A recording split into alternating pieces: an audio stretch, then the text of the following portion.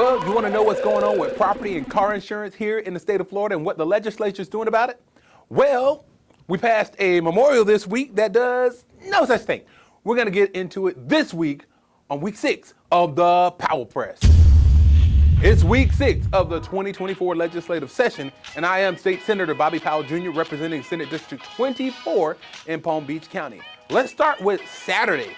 On Saturday, I attended the Ascension Awards, and I want to just congratulate and wish congratulations to all of the recipients of awards, including Alexia Cox and Melanie and Zara Roger.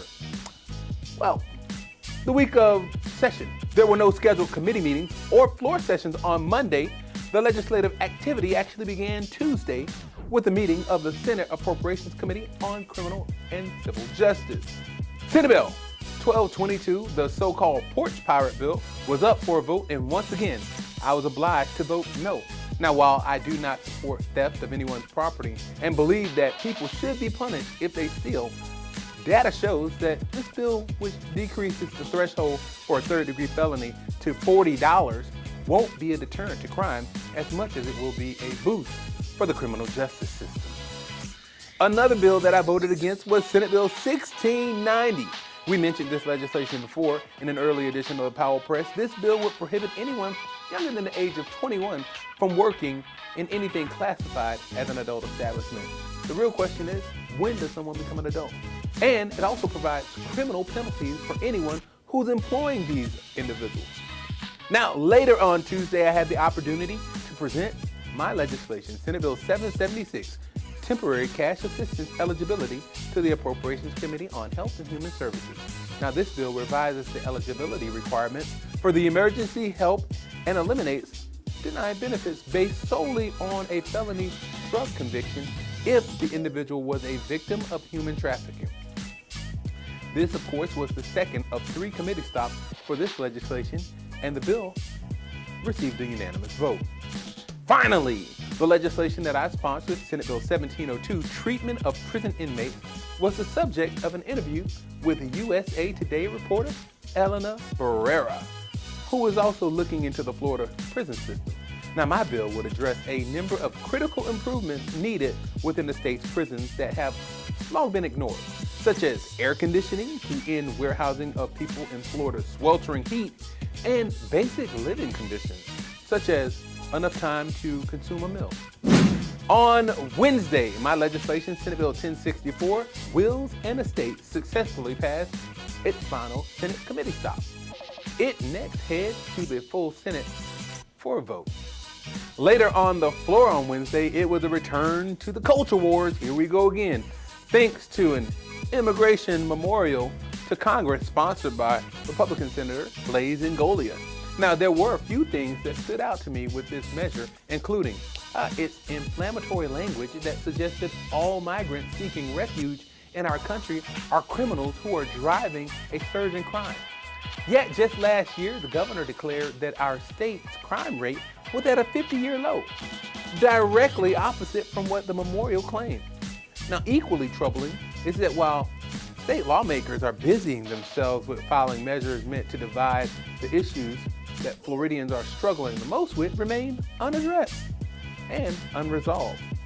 Well, earlier this month, the Republican Party of Florida took to a vote and adopted a 10-point policy platform, which included goals such as protecting Confederate monuments, ending rainbow flags on government buildings, and ending forced PC pronouns.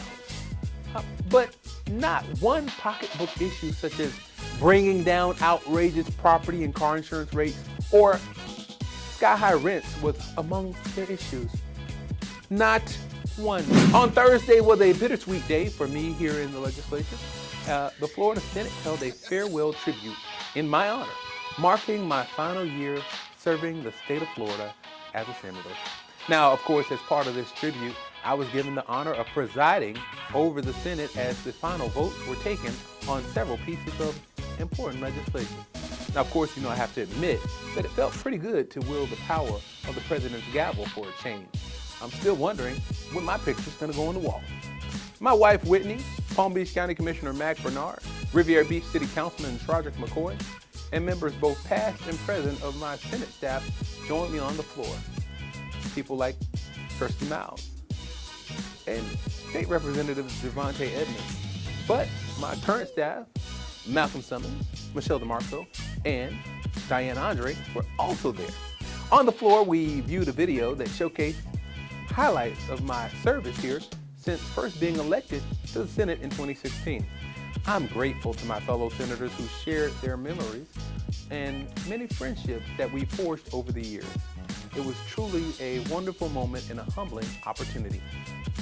As we ready for week 7, I want you to stay with us as we continue to track some of the high-profile bills that are moving through the legislative process. You can also track these bills by yourself by visiting flsenate.gov and fill in the bill number in the search box and scroll down to the last action. Well, everybody, it's time for us to say goodbye. That's all for this week's edition of the Powell Press.